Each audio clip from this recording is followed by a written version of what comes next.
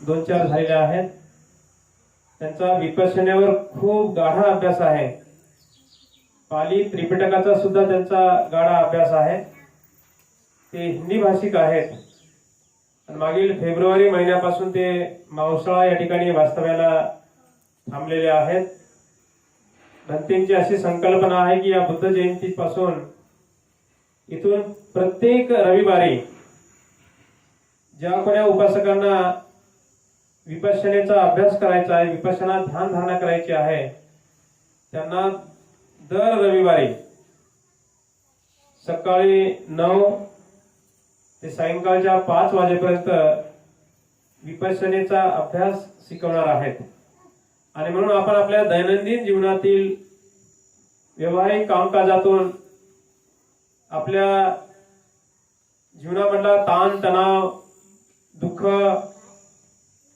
नाहीसा करण्यासाठी ज्यांना ज्यांना शक्य आहे, ज्यांना ज्यांना जमेल, त्यांनी मात्र दर रविवारी आपण या ठिकाणी विपश्यनेचा ध्यान धारणेचा अभ्यास करण्यासाठी आपण या ठिकाणी यायचं आहे. मी भंते मंगलबोधी यांना मी सूचना करतो. पूजनीय मंगलबोधी यांना उपासकांच्या वतीने विनंती आहे की या ठिकाणी जमलेल्या तमाम माता भगिनी बांधवांना आजच्या या वैशाख पौर्णिमेच्या अर्थात बुद्ध जयंतीच्या निमित्तानं 2 शब्दपर मार्गदर्शन करावं. पूज्य भंते मंगलबोधी. मनोपुभंगमातम्मा मनोसेठा मनोमया मनसाचे पदुठेने पासती वा करोति वा ततोनं दुःखमन्वेति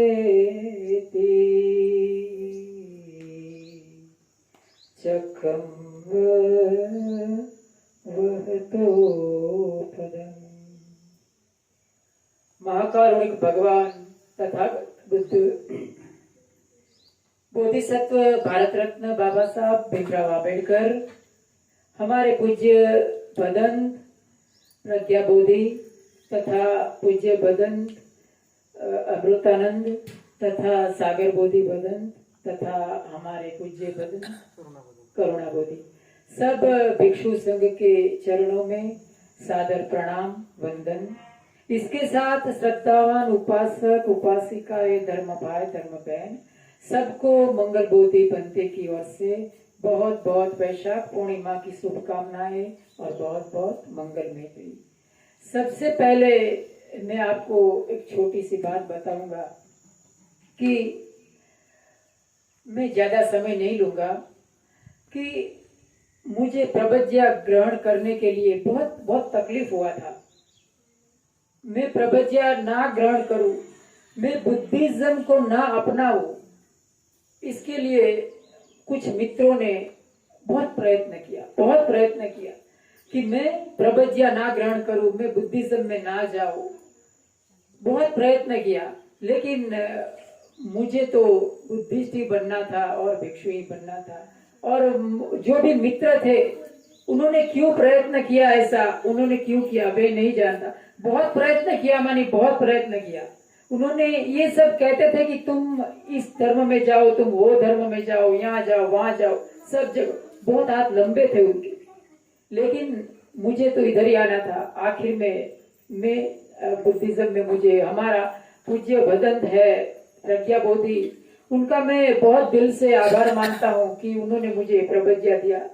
मैं उनका तहे दिल से बहुत ही शुक्रगुजार हूँ. और वो मित्र जिन्होंने मुझे रोकने की कोशिश की थी, उनका भी मैं बहुत तहे दिल से शुक्रगुजार हूँ, क्योंकि उन्होंने मुझे रोका नहीं होता तो मुझे बुद्धिज्म की महत्ता मुझे पता नहीं चलती थी. ये शुरुआत का मैंने इतना मानी पूर्व भूमिका के रूप में आपको बताया. अब हम जानते हैं आज का दिन बहुत वैशाख पूर्णिमा का बहुत ही पावन प्रसंग है. उस प्रसंग पर मैं बहुत ही छोटे छोटे 3 घटना के आपको समय लूंगा. कि भगवान बुद्ध के जीवन के साथ 3 प्रमुख घटनाएं वैशाख पूर्णिमा के दिन के साथ जुड़ी है।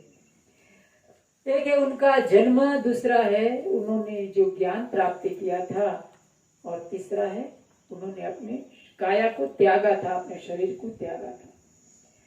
तो पहली घटना उनका जन्म, माता महामाया एक स्वप्न देखती है कि उनका जो सैया थी उनको उठाकर चातुर महाराज के देवता ले जा रहे हैं और उनको अच्छी तरह से स्नान कराते हैं, अच्छा भोजन कराते हैं, और कहते हैं कि एक 4 दंत शूल वाला सफेद हाथी एकदम छोटा होता है, सूक्ष्म होता है, और माता महामाया की दाई बगल को चीरकर अंदर प्रवेश करता है। इस तरह का ख्वाब माता महामाया देखती है। वो कौन सा दिन था? वो ख्वाब देखने का दिन था आज से 10 महीने पहले का, अर्थात कौन सा महीना आया? आषाढ़। आषाढ़ मास की वो पूर्णिमा का दिन था, जिस समय भगवान बुद्ध ने बोधिसत्व के रूप में तुषित देवलोक में से माता महामाया की कुक्षी में प्रवेश किया। ये प्रवेश होने के बाद माता महामाया जाग जाती है और सब शुद्धोधन राजा भी जाग जाते हैं और कहते हैं कि ऐसा ऐसा ख्वाब मैंने देखा। शुद्धोधन बहुत सारे विद्वानों को बुलाकर वो स्वप्न का अर्थ वगैरह जानने की कोशिश करते हैं। तो हर एक विद्वान है, अलग अलग उनका अपना मंतव्य देते हैं कि जो माता है अपने गर्भ में एक बहुत ही महान शिशु को ग्रहण किए हुए। कहते हैं कि 10 मास खत्म होने के बाद जो गर्भ परिपक्व होता है, याद रहे कि एक बोधिसत्व है कुक्षी में, एक बुद्ध जब भी आता है कुक्षी में, तो सामान्य स्त्री है वो 9 महीने तक ही गर्भ को अपनी कुक्षी में रखती है, लेकिन जो बुद्ध होता है उसकी माता 10 मास पूर्ण तक अपनी कुक्षी में गर्भ को रखती है। 10 मासानी बोधिसत्वम बोधिसत्व माता कुक्षिम हूं परिगहित्वा, उसका परिग्रहण करती है 10 मास तक। परिगहित्वा विजायति, बाद में वो जन्म देती है। उसके बाद माता महामाया शुद्धोधन को कहती है देवदह जाने के लिए अपना जो प्रेग्नेंट डिलीवरी के लिए देवदह जाने के लिए रवाना होती है। माता महामाया कोलीय वंश की थी, याद रखना। मुझे मालूम नहीं है ज्यादा कि कोलीय वंश कहाँ आता है, हमारे उधर कोलीय वंश शायद मुझे मालूम नहीं है, लेकिन एक ओबीसी जाति में आता है, उसको कोली कहते हैं। ये थोड़ा संशोधन का विषय है कि माता महामाया कौन से गोत्र की थी। तो देवदह की तरफ माता महामाया जाती है और कहते हैं कि बीच में एक लुम्बिनी खाते साल बनाता है। उधर माता महामाया की पालकी जाती है, पालकी के साथ उसकी बहुत सारी परिचारिकाएं होती है, उनकी दासियां होती है, बहुत सारे लोग होते हैं। तो कहते हैं कि उधर का जो वातावरण था वैशाख पूर्णिमा का, बहुत ही रमणीय वातावरण, ये जो वातावरण था वैशाख पूर्णिमा का बहुत रमणीय था, बहुत ही प्राकृतिक सौंदर्य था सालवन का। तो माता महामाया है वो जो सौंदर्य देख के थोड़ा उनको लालायित होती है वो सौंदर्य देखने के लिए। तो माता महामाया उनको कहती है अपने परिचारिकाओं की इधर मेरी पालकी को थोड़े समय के लिए रोक दीजिए तो मैं ये सौंदर्य का थोड़ा दर्शन करूं। तो लोग हैं उनकी पालकी को उधर रोकते हैं और माता महामाया नीचे उतरकर सारे जो सौंदर्य सालवन का था लुम्बिनी वन में उनका दर्शन करने के लिए नीचे उतरती है। और कहते हैं कि एक साल का वृक्ष था, उसके नीचे महामाया जाती है और खड़े उनका अपना दायां हाथ ऊपर करके साल वृक्ष की डाली पकड़ती है। उतने में ही उनको प्रसव वेदना होती है और उधर उनको शिशु के रूप में बोधिसत्व रूप में बुद्ध का जन्म होता है। तो बोधिसत्व के रूप में बुद्ध का जन्म होता है। त्रिपिटक में कहते हैं कि सामान्य स्त्री हमेशा बैठे बैठे या तो लेटे लेटे प्रसव करती है, लेकिन एक बोधिसत्व की माता है, हमेशा खड़े खड़े ही जन्म देती है बुद्ध को। उसको आश्चर्य अद्भुत सूत्र में कहा गया कि इदम पाहम आश्चर्यम अद्भुत धम्मम धारे। बुद्ध होता है वो अद्भुत और आश्चर्यजनक धर्म को धारण करता है। तो माता महाबुद्ध को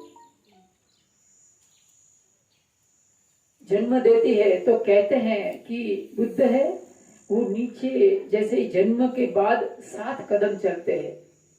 सत्त पद वितिहारे न गच्छति। 7 पद है, जैसे कि बच्चा कैसे चलता है ऐसे लुढ़कता लुढ़कता, वैसे वो चलता है बोधिसत्व और कहता है अग्गो हमस्मिम लोके, अग्गो हमस्मिम लोके, जेठो हमस्मिम लोके, सेठो हमस्मिम लोके, अयमंती मा जाति नत्थि दानी पुनः भवति। मेरा ये अंतिम जन्म है, मैं इस लोक में श्रेष्ठ हूँ, जयेष्ठ हूँ, मेरा ये अंतिम जन्म है, मेरा दोबारा जन्म नहीं हो सकता। ये एक तर्क और खोज का विषय है कि ऐसा हो सकता है कि नहीं। दूसरी घटना बुद्ध की कौन सी थी? वो थी ज्ञान प्राप्ति की। ये जन्म हुआ वैशाख पूर्णिमा के दिन, आज से 2563 वर्ष के पहले, तकरीबन 2600 साल पहले उनका जब ज्ञान प्राप्ति होता है तो हर चीज में तथागत है ना वो विलक्षण प्रतिभावान थे। हर चीज उनकी विलक्षण थी, इसीलिए उसको अद्भुत आश्चर्य कहा। उनको जब ज्ञान प्राप्ति होती है, वो दिन कौन सा था? कौन सा था? वैशाख पूर्णिमा का दिन ही था। एक सुजाता नाम की दासी, उरुवेला, उरुवेला यानी आज का बोध गया, बोध गया जिसको कहते हैं ना, उसको पुराने में उरुवेला कहते थे। उरुवेला में एक श्रेष्ठी की कन्या, उसका नाम था सुजाता। एक बात याद रहे कि जितने भी बुद्ध हो गए, ये जो बुद्ध हो गए उससे पहले 27 बुद्ध और हो गए, 28 बुद्ध और हो गए। तो हर बुद्ध में ऐसा कहा जाता है कि बुद्ध को खीर का दान मिलता है और उसके बाद ही वो बुद्धत्व को प्राप्ति करते हैं। त्रिपिटक में इस तरह का कथन है कि बुद्ध को, जो भी बुद्ध है, 28 बुद्ध हो गया, सबको किसी न किसी कन्या के जरिए उनको बुद्ध खीर का दान मिलता है और उसके बाद वो बुद्धत्व की प्राप्ति करते हैं। तो सुजाता नाम की श्रेष्ठी की कन्या, उसने एक मन्नत रखी थी। क्या मन्नत रखी थी? कि अगर उसको संतान के रूप में एक बच्चा होता है तो वो एक वृक्ष देवता को खीर अर्पण करेगी, खीर धराएगी। तो अपनी एक दासी होती है पूर्णा, और उसको संतान होता है सुजाता को। तो जैसे अपनी मन्नत रखी थी उसके अनुसार वो पूर्णा को कहती है कि जा तू ये बोधि वृक्ष है उसको थोड़ा साफ सफाई करके आ जा। पूर्णा दासी बोधि वृक्ष के उधर जाती है और उधर साफ सफाई करने का सोचकर उधर जाती है तो देखती है कि बोधि वृक्ष के नीचे बुद्ध बैठे थे और बराबर ध्यान मग्न थे। बुद्ध हमेशा अभावित होते हैं, उनका चेहरा बहुत ही खिला खिला होता है, एक चंद्रमा की भांति उसके चेहरे पर तेज होता है। तो वो देख के ही एकदम भयभीत हो गई, थोड़ी आश्चर्यचकित हो गई और थोड़ी हर्षोल्लास के मारे उनको लगा कि ये कोई देवता है, ये वृक्ष देवता साक्षात आ गए हैं अपनी मालकिन सुजाता की खीर ग्रहण करने के लिए। तो वो साफ सफाई करना भूल जाती है और पीछे पैर भागती है वापस सुजाता की ओर और उधर जाकर सुजाता को बताती है कि तुम्हारी दान खीर को अर्पण कर ग्रहण करने के लिए स्वयं वृक्ष देवता उपस्थित हुए हैं।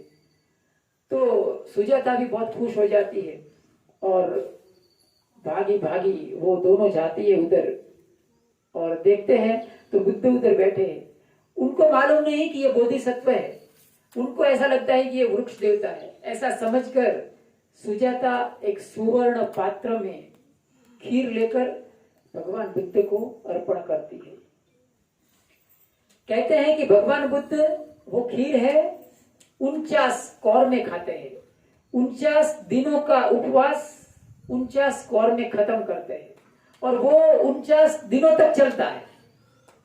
समझे? 49 माने 49 दिन तक उनका उपवास था वो 49 कौर में वो खत्म करते हैं। खीर का 49 कौर लेते हैं और वो 49 दिन तक चलाते हैं। तथागत बुद्ध वो खीर ग्रहण करके सुवर्ण का पात्र हाथ में लेते हैं और पास ही निरंजना नदी बहती थी, तो उधर जाकर वो एक संकल्प करते हैं। बुद्ध अभी बने नहीं है, तो वो एक संकल्प करते हैं कि यदि मुझे बुद्धत्व की प्राप्ति होना है तो ये जो पात्र है वो प्रवाह की उल्टी दिशा में बहेगा। पात्र, कोई भी चीज प्रवाह की उल्टी दिशा में नहीं बहता है, लेकिन जैसे ही भगवान बुद्ध वो पात्र नदी में डालते हैं निरंजना, तो कहते हैं कि वो उल्टी दिशा में बहने लगा और एक नागलोक था, उधर जाके वो डूब गया। तथागत बोधिसत्व के रूप में वापस आते हैं। पेड़ के नीचे एक अकंपित वीर्य धारण करके वो संकल्प करते हैं कि जब तक मुझे बुद्धत्व न प्राप्ति हो जाए तब तक मैं अपनी आंख नहीं खोलूंगा, अपने पैर नहीं खोलूंगा, अपने हाथ नहीं खोलूंगा। और हुआ, उन्होंने बुद्धत्व प्राप्ति किया। बराबर वैशाख पूर्णिमा का दिन था। प्रथम प्रहर में उन्होंने दिव्य चक्षु प्राप्त किया। द्वितीय प्रहर में उन्हें च्युतित पाद का ज्ञान हुआ और तृतीय प्रहर में उन्होंने प्रतीत्य समुत्पाद का ज्ञान हुआ। अविद्यायत्वेव अशेष विराग निरोधो संखार निरोधा विज्ञान निरोधो विज्ञान निरोधा नाम रूप निरोधो नाम रूप निरोधा षडायतन निरोधो षडायतन निरोधा पस्स निरोधो पस्स निरोधा वेदना निरोधो वेदना निरोधा तन्हा निरोधो तन्हा निरोधा उपादान निरोधो उपादान निरोधा भव निरोधो भव निरोधा जाति निरोधो जाति निरोधा जरा मरणम शोक परिदय दुख दो मनुष्य पायासा निरुद्धंति। उन्होंने दुख और दो मनुष्य को बराबर खत्म कर दिया। Pratitya Samutpada is the heart of Buddhism. हमेशा याद रखना, प्रतीत्य समुत्पाद है वो बुद्धिज्म का हार्द है। प्रतीत्य कहते हैं कि पटिच्च समुत्पादम जानामि धम्म जानामि। प्रतीत्य समुत्पाद को जिसने जान लिया उसने बुद्ध धम्म को जान लिया। प्रतीत्य समुत्पाद का अंतिम प्रहर में बुद्ध को ज्ञान होता है, और ज्ञान होता है तो जो मार होता है ना, मार उनके पीछे पड़ा रहता है हमेशा, उनको बहुत परेशान किया।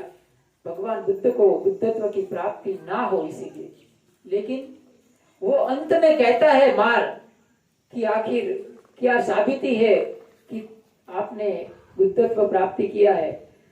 तो भगवान बुद्ध अपने चिवर में से दाया हाथ निकालते हैं और जमीन पर रखते हैं। उसके साथ ही जमीन में कंपन आ जाता है, धरती में। कहते हैं 10 सहस्री लोक धातु सकंपी संपकंपी संपवेदी। कंपन आ जाता है और सारी मार सेना भाग जाती है और बुद्ध को उस समय ज्ञान होता है। तो भगवान बुद्ध ज्ञान प्राप्ति करने के बाद उनका पहला गाथा कौन सी है? धम्मपद की गाथा है। अनेक जाति संसारम संधा बिसम अनिबिसम गह कारकन दिठोसी पुन गे हम न काहसी सब बाते फासुका भग्गा गह कूटम भी संकितम। कहने का अर्थ यह है कि हे घर बनाने वाले, हमारा जो शरीर है वो एक घर है, यानी माता की कुक्षी में घर बनता है। तो कहता है कि घर बनाने वाले, मैंने तुमको देख लिया, अब तू मेरा घर नहीं बना सकता। और इस तरह से भगवान बुद्ध ने ज्ञान की प्राप्ति किया, बुद्धत्व की प्राप्ति किया। उनके जीवन की अंतिम घटना महापरिनिर्वाण, उसके बाद वो भी वैशाख पूर्णिमा के दिन पर घटी। महापरिनिर्वाण की घटना कुशीनगर में उन्होंने अपना शरीर को छोड़ दिया। इससे पहले, अपने शरीर को छोड़ने से पहले उन्होंने अंतिम धर्मदेशना क्या दी? उन्होंने कहा था कि अपने जो आनंद था प्रमुख परिचारिक, उनको कहा था कि सारे संघ है उनको पूछ लीजिए, आप जो भी पूछना है वो पूछ लीजिए। पूछे तो भिखवे मां पच्छा विपट्टी सारिनो अहुवत सम्मुखी भूताना सत्तो होती। मानी हमारे सामने बैठे थे शास्ता भगवान बुद्ध और हम कोई प्रश्न नहीं पूछ पाए, तो कहते थे कि पूछे तो भिखवे, आप पूछ लीजिए। लेकिन भगवान बुद्ध को कोई प्रश्न नहीं करता है और भगवान बुद्ध अपना अंतिम गाथा बोलते हैं। वो गाथा कौन सी थी? हंद दानी भिक्खवे, हंद दानी भिक्खवे आमंत यामी वो, मैं तुमको आमंत्रण देता हूँ भिक्षुओ, आमंत यामी वो वै धम्मा संखारा अपमादेन संपादे थाती। ये जो संस्कार है वो व्यय धर्मा है, तो उसको आप उनका व्यय धर्मा है तो उसको आप अप्रमादी होकर उसमें लग जाइए, संस्कार को खत्म करिए और एक अरहंत्व की प्राप्ति करिए। निब्बानस परम सुखम। इस तरह का भगवान बुद्ध के जीवन की 3 घटनाएं बराबर वैशाख पूर्णिमा आज के दिन के साथ जुड़ी थी। तो मैं मेरा वक्तव्य खत्म करने से पहले, क्योंकि हमने एक जो इमेज डाला था, कुछ एडवर्टाइज किया था, उसमें मैं ऐसा बोला था कि मैं योगा के ऊपर कुछ बताऊंगा आपको। इससे पहले कि मैं कुछ बताऊं, मैं आपसे, क्योंकि मुझे बताने का व्यर्थ होगा अगर आप में से कोई योगा में जानकार नहीं होगा, कोई योगा नहीं करता होगा, तो मुझे बचाने का कोई अर्थ नहीं है। तो कोई भी इसमें से योगा वगैरह कोई करता है? कोई भी योग में नहीं ना, कोई नहीं है, बराबर ना? ठीक है। तो इसके साथ ही मैं वक्तव्य खत्म करता हूँ और सबको मेरी ओर से साधुवाद, मंगल मैत्री, वैशाख पूर्णिमा की शुभकामनाएं। साधु साधु साधु साधु। बुद्धं नमामि, धम्मं नमामि, संघं नमामि। या ठिकाणी पूज्य भदंत मंगलबोधी यांनी आजच्या वैशाख पौर्णिमेच्या मंगलमय दिनी ज्या महत्त्वपूर्ण ज्या घटना घडलेल्या आहेत, कारण तशा 12 महिन्याच्या 12 पौर्णिमा आणि प्रत्येक पौर्णिमेला भगवंताच्या आणि सिद्धार्थ गौतमाच्या जीवनामध्ये विशेष काही अशा घटना घडलेल्या आहेत। अशी एकही पौर्णिमा नाही की त्या पौर्णिमेला भगवंताच्या जीवनामध्ये अशा काही घटना घडलेल्या नाहीत, अशी एकही पौर्णिमा नाही। आणि म्हणून आजच्या पौर्णिमेला महत्त्वपूर्ण 3 घटना घडल्या। त्या घटना भंतीजींनी या ठिकाणी तुम्हा सर्वांना थोडक्यामध्ये सांगितलेलं आहे। भंतीजी तसं जवळपास 2-2, 3-3 तास बोलतात, परंतु इथे तुम्हा सर्वांचा विचार करून, उन्हाचा आणि गरमीचा विचार करून भंतीजीने अगदी थोडक्यामध्ये या ठिकाणी धम्मदेशना दिलेली आहे।